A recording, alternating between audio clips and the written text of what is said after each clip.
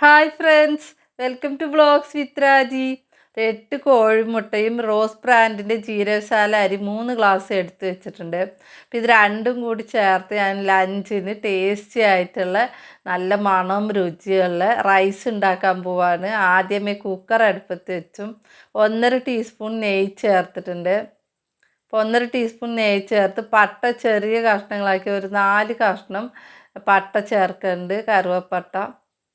പിന്നെ അതിൻ്റെ കൂടെ തന്നെ സ്റ്റാർ ഞാൻ പകുതിയാക്കി ചേർക്കുന്നുണ്ട്. ഒരു സ്റ്റാർ അപ്പടിയും വേണ്ട, പകുതി മതി. ഒരു 6 ഗ്രാമ്പു ചേർത്തിട്ടുണ്ട്. ഇപ്പോൾ ഗ്രാമ്പു 6 ചേർത്ത്, ഏലക്കായ ഒരു 7 ചേർക്കുന്നുണ്ട്, ചെറിയ ഏലക്കായാണ്. അപ്പം അതും കൂടി ചേർത്ത് പിന്നെ കശുവണ്ടി പരിപ്പ് കുറച്ച് ചേർക്കാം. കശുവണ്ടി പരിപ്പും കിസ്മിസും ചേർക്കണം. കിസ്മിസ് കുറച്ച്, ഇതൊക്കെ നിങ്ങൾക്ക് ആവശ്യമുള്ള അത്രയും ചേർക്കാം, കിസ്മിസും കശുവണ്ടി പരിപ്പും. അപ്പോൾ ഒന്ന് എല്ലാം കൂടി മിക്സ് ചെയ്ത് കൊടുക്കാം. അപ്പോൾ ആദ്യമേ നെയ്യിൽ ഇത് ചെറുതായിട്ട് ഒന്ന് ചൂടാക്കി ഒന്ന് വഴറ്റി കൊടുക്കാം. വഴണയില ഞാനിവിടെ മാറുന്നുണ്ട്, അപ്പോൾ അതിൽ നിന്ന് 3 ഇല പറിച്ച് 2ആയിട്ട് മുറിച്ച് ചേർത്തിട്ടുണ്ട്. റൈസ് വെന്ത് കഴിഞ്ഞ് ഈ ഇല മാറ്റി കളയും. ഇപ്പോൾ ബീൻസ് കുറച്ച്, ക്യാരറ്റ് കുറച്ച് ചെറിയ കഷ്ണങ്ങളാക്കി അരിഞ്ഞ് അതും കൂടി ചേർത്ത് വഴറ്റുന്നുണ്ട്. അപ്പോൾ ഇതെല്ലാം കൂടി ചെറിയ തീയിൽ വെച്ച് ചെറുതായിട്ട് വഴറ്റി കൊടുത്താൽ മതിയാവും. ഈ പാത്രത്തിൽ 1/4 ഭാഗം ജീരകശാല അരി എടുത്തിരുന്നു. അപ്പോൾ ആ പാത്രത്തിൽ അതേ 1/4 ഭാഗം തന്നെ ഞാൻ വെള്ളം 2 തവണയായിട്ട് ചേർക്കുന്നുണ്ട്. നിങ്ങൾ ഗ്ലാസ്സിൽ എടുക്കുകയാണെങ്കിൽ 1 ഗ്ലാസ് അരിക്ക് 2 ഗ്ലാസ് വെള്ളം എന്ന കണക്കിൽ ചേർക്കണം. അപ്പോൾ ഒരു പച്ചമുളക് മുറിക്കാതെ അങ്ങനെ ചേർത്തിട്ടുണ്ട്. ചേർത്ത് നന്നായിട്ട് തീ കൂട്ടി വയ്ക്കുക. അപ്പോൾ നന്നായിട്ട് തിള വന്ന പിന്നെ ഞാൻ അരി ഒരു 10 മിനിറ്റ് വെള്ളത്തിലിട്ട് കുതിർത്തി വെച്ചാണ്. ഒരു തവണ കഴുകി വെള്ളത്തിലിട്ട് കുതിർത്തി വെച്ച അരി വെള്ളം കളഞ്ഞ് മുഴുവനായിട്ട് ആ വെള്ളം ചേർത്തിട്ടുണ്ട്. വെള്ളം നന്നായിട്ട് തിളച്ച് പിന്നെ അരി ചേർക്കാൻ പാടുള്ളൂ. അപ്പോൾ ഇതിൻ്റെ കൂടെ ഞാൻ 1 ടീസ്പൂൺ നാരങ്ങ നീരും കൂടി ചേർത്തിട്ടുണ്ട്. അപ്പോൾ അത് ചേർത്ത് ഒന്ന് ആവശ്യത്തിനുള്ള ഉപ്പും ചേർത്ത് നമ്മൾ മിക്സ് ചെയ്ത് കൊടുക്കുക. മിക്സ് ചെയ്ത് കൊടുത്ത് നന്നായിട്ട് തിളച്ച് കുറുകി വരുമ്പോൾ നമുക്ക് കുക്കറിൻ്റെ അടപ്പ് അടച്ച് വയ്ക്കാം. അടച്ച് വെച്ച് തീ ഏറ്റവും സിമ്മിലാക്കി വെക്കുക, വെയിറ്റ് ഇടുക. അപ്പോൾ വെയിറ്റ് ഇട്ട് ഏറ്റവും സിമ്മിലാക്കി വെച്ച് റൈസ് ഞാൻ റെഡിയായി കഴിഞ്ഞ് കുക്കർ മാറ്റി 10 മിനിറ്റ് നമ്മൾ ആ ചെറു തീയിൽ വെച്ച് കഴിഞ്ഞ് കുക്കർ ഇറക്കി വയ്ക്കാം. പിന്നെ ചൂട് നന്നായിട്ട് ഗ്യാസൊക്കെ പോയി ചൂടാറിക്കഴിഞ്ഞ് തുറന്ന് ആ ചോറ് നമുക്ക് ഒരു പറന്ന ബേസിനിലിട്ട് ചൂടാറാൻ വെക്കണം. ഇല്ലെങ്കിൽ ആ കുക്കറിൽ തന്നെ വെച്ച് കഴിഞ്ഞാൽ കൂടുതൽ വെന്ത് കട്ട പിടിച്ച് പോകും. അപ്പോൾ അത് കുക്കർ ഇറക്കി കഴിഞ്ഞ് ഞാൻ കുറച്ച് എണ്ണയിൽ സവാള കുറച്ച് വറുത്ത് മാറ്റി വെച്ച് നന്നായിട്ട് ബ്രൗൺ കളറാക്കി മാറ്റി വെച്ചിട്ടുണ്ട്. റൈസിൽ ചേർക്കാനാണ്. പിന്നെ ആ ബാക്കിയുള്ള എണ്ണയിൽ ഞാൻ കുറച്ച് 5-6 ചെറിയ ഉള്ളി അരിഞ്ഞതും കുറച്ച് സവാള അരിഞ്ഞും കൂടി വഴറ്റുന്നുണ്ട്. അപ്പം ഇത് എഗ്ഗിനുള്ള ഗ്രേവി ഉണ്ടാക്കുകയാണ്, എഗ്ഗ് മസാല ഉണ്ടാക്കാനും. കുറച്ച് കറിവേപ്പിലയും കൂടി ചേർത്തിട്ടുണ്ട്. അപ്പം അതിൻ്റെ കൂടെ നമുക്കിത് പച്ചമുളക് ഞാൻ മുറിച്ച് ചേർക്കുന്നുണ്ട്. പച്ചമുളക് 3 2ആയിട്ട് മുറിച്ച് ചേർത്തിട്ടുണ്ട്. ചെറുതായിട്ട് മുറിച്ചാൽ മതി, ഇങ്ങനെ പൊളിച്ചിട്ടാൽ മതി. ഇപ്പം ഇഞ്ചി 1 ടീസ്പൂൺ ചതച്ചതും വെളുത്തുള്ളി ചതച്ചതും 1 ടീസ്പൂൺ അതും കൂടി ചേർക്കാം. അപ്പം ചേർത്ത് ഓരോന്നും ചേർത്ത് നമ്മൾ വഴറ്റി കൊടുക്കാം.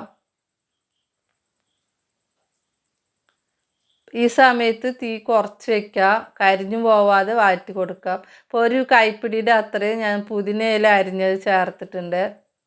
ഒരു കൈപ്പിടി അത്രയും മല്ലിയിലയും കൂടി ചേർക്കും. അപ്പം അതും കൂടി ചേർത്ത് ഒന്ന് മിക്സ് ചെയ്ത് വഴറ്റി കൊടുക്കാം. ഈ ഇല ചേർക്കുമ്പോൾ തീ സിമ്മിലാക്കി വെക്കണം. 1/4 ടീസ്പൂൺ മഞ്ഞൾപ്പൊടി, പൊടികൾ ചേർക്കാവുന്നതാണ്. 1/4 ടീസ്പൂൺ മഞ്ഞൾപ്പൊടി, എരിവിന് ആവശ്യമുള്ള മുളക് പൊടി 1/2 ടീസ്പൂൺ ചേർത്തിട്ടുണ്ട്. മല്ലിപ്പൊടി 1 ടീസ്പൂൺ മല്ലിപ്പൊടി ചേർക്കാം. ഇത് കാശ്മീരി ചില്ലിപ്പൊടി ഞാൻ 1/2 ടീസ്പൂൺ അതും കൂടി ചേർത്ത് കളറിന് വേണ്ടിയാണ്. അപ്പോൾ നന്നായിട്ട് പൊടികളൊക്കെ അതിൻ്റെ പച്ചമണം മാറാൻ വേണ്ടി നമ്മൾ വഴറ്റി കൊടുക്കാം. നന്നായിട്ട് വഴറ്റി കഴിഞ്ഞ് ഞാൻ കുരുമുളക് പൊടി 1/2 ടീസ്പൂൺ കുരുമുളക് പൊടി ചേർത്തിട്ടുണ്ട്. മസാലപ്പൊടി 1/2 ടീസ്പൂൺ, കുരുമുളക് പൊടി 1/2 ടീസ്പൂൺ ചേർത്ത് ആ പൊടിയും കൂടി നന്നായിട്ട് മിക്സ് ചെയ്ത് വഴറ്റി കൊടുക്കാം.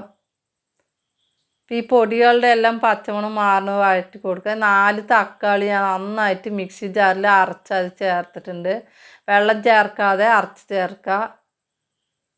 ഇതിനധികം വെള്ളം ചേർക്കരുത്. അപ്പോൾ 4 തക്കാളി നന്നായിട്ട് അരച്ച് ചേർത്ത് അതും കൂടി വഴറ്റി കൊടുക്കാം.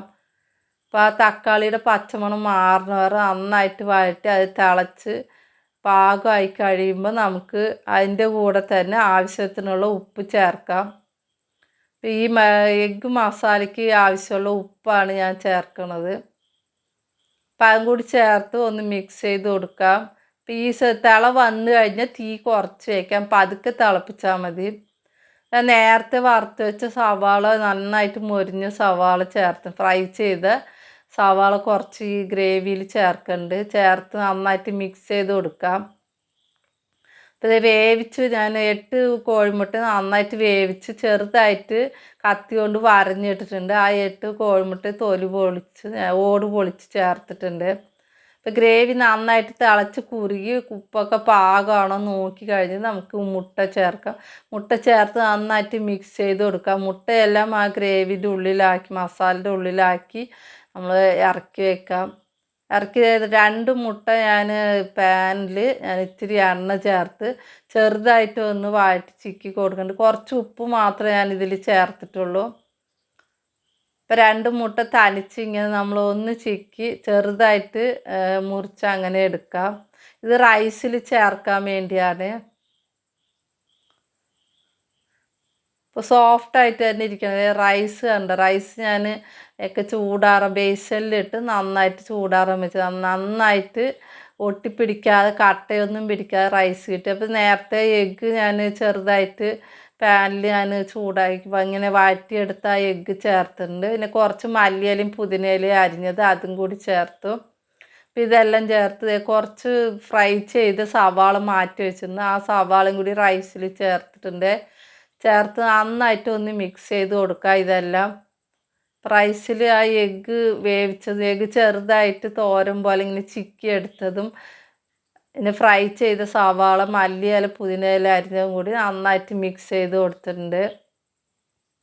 റൈസ് അങ്ങനെ മിക്സ് ചെയ്ത് കൊടുത്ത് നമ്മൾ ഗ്യാസ് അടുപ്പിൽ ദോശക്കല്ല് അടുപ്പിൽ വയ്ക്കുക. നന്നായിട്ട് ദോശക്കല്ല് ചൂടാകണ വരെ തീ കൂട്ടി വയ്ക്കാം. അപ്പം അതിൻ്റെ പുറത്ത് ഞാനിത് ദം ചെയ്യാനുള്ള പാത്രം വെച്ചിട്ടുണ്ട്. അതിൽ കുറച്ച് 1 ടീസ്പൂൺ നെയ്യ് ചേർക്കണ്ട്. അടിഭാഗത്ത് ഒട്ടിപ്പിടിക്കാതിരിക്കാൻ നെയ്യ് കുറച്ച് ചേർക്കണ്ട്.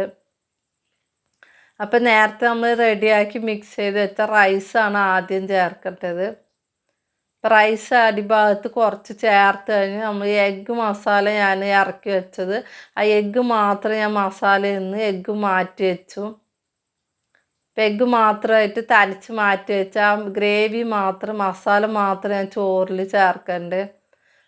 അപ്പോൾ ഈ എഗ്ഗും കൂടി ചേർത്താൽ നമ്മൾ ചോറ് ഇങ്ങനെ വിളമ്പാൻ എടുക്കുമ്പോൾ ആ എഗ്ഗ് മുഴുവൻ പൊട്ടിപ്പോകും. സോഫ്റ്റ് ആയിരിക്കണമുണ്ട്. അതുകൊണ്ട് ഞാൻ എഗ്ഗ് വിളമ്പാൻ നേരത്ത് മാത്രം നമ്മൾ എഗ്ഗ് എടുത്ത് യൂസ് ചെയ്യാം. ഈ ദം ചെയ്യുമ്പോൾ അതിൻ്റെ മസാല മാത്രം ഞാൻ ലെയറായിട്ട് ചേർക്കണ്ട്. ഇപ്പോൾ ചോറ് 1 ലെയർ ചേർത്താൽ മസാല കുറച്ച് അതിൻ്റെ മുകളിൽ പിന്നെ നമ്മൾ ചോറ് 1 ലെയർ അങ്ങനെ ചേർത്ത് നമ്മൾ സാധാരണ ബിരിയാണി ദം ചെയ്യാണ്. അത് തന്നെ ഇത് എഗ് ദം ബിരിയാണിയാണ്. ഇപ്പം എല്ലാം ദം ചെയ്ത് മസാലയും ചോറും എല്ലാം ദം ചെയ്ത് ലാസ്റ്റ് ഞാൻ കുറച്ച് ഫ്രൈ ചെയ്ത സവാള ഉണ്ടായിരുന്നു അതും കൂടി വിതറി മുകളിൽ കുറച്ച് 1 ടീസ്പൂൺ നെയ്യും കൂടി ചേർത്തിട്ടുണ്ട്. ഇപ്പം നെയ്യും ചേർത്ത് ഞാൻ അടപ്പ് കൊണ്ട് അടച്ച് അതിൻ്റെ മുകളിൽ നന്നായിട്ട് തിളച്ച വെള്ളം ഒരു പാത്രത്തിലാക്കി അതും കൂടി മുകളിൽ വെക്കുന്നുണ്ട്.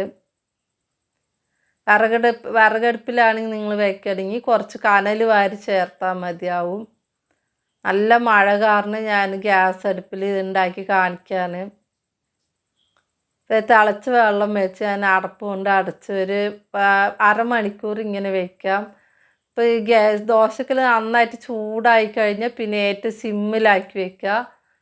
10 മിനിറ്റ് സിമ്മിലാക്കി തീ കത്തിക്കുക. പിന്നെ തീ ഓഫായി കഴിഞ്ഞ് ഒരു അരമണിക്കൂർ കഴിയുമ്പോൾ നമുക്ക് വിളമ്പി കഴിക്കാവുന്നതാണ്. നല്ല ടേസ്റ്റി ആയിട്ടുള്ള എഗ് ദം ബിരിയാണി റെഡിയായി.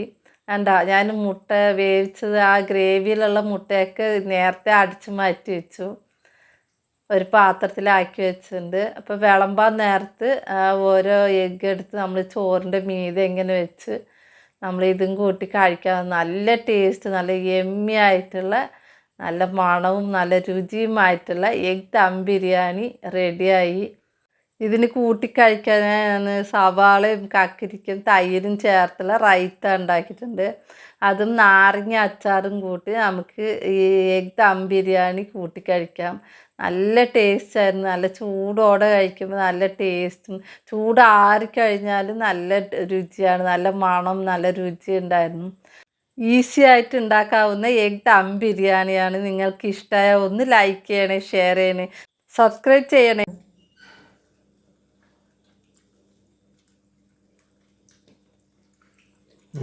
എങ്ങനെയുണ്ട് അമ്മ മുട്ട ബിരിയാണി എങ്ങനെയുണ്ടമ്മ?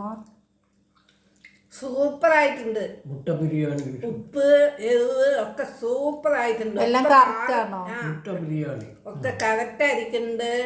വളരെ ഇഷ്ടമായി, നന്നായിട്ടുണ്ട്, നല്ല ഇഷ്ടമായി. മക്കളെ. ഇപ്പൊ മഴ സമയത്തായതുകൊണ്ട് മീനൊന്നും അധികം കിട്ടിയില്ല. മീന് ഇറച്ചി ഇല്ലെങ്കിലും മുട്ട ഇട്ടിട്ട് ബിരിയാണി വെച്ചാൽ സൂപ്പറായിട്ടുണ്ട്. അതേപോലെ നിങ്ങൾ ഉണ്ടാക്കി കഴിച്ചു നോക്കിയിട്ട് എങ്ങനെ ഇരിക്കണമെന്ന് പറയണം. അടിപൊളിയായിട്ടുണ്ട്. ഇനി അടുത്ത വീഡിയോയിൽ കാണാം. ബൈ.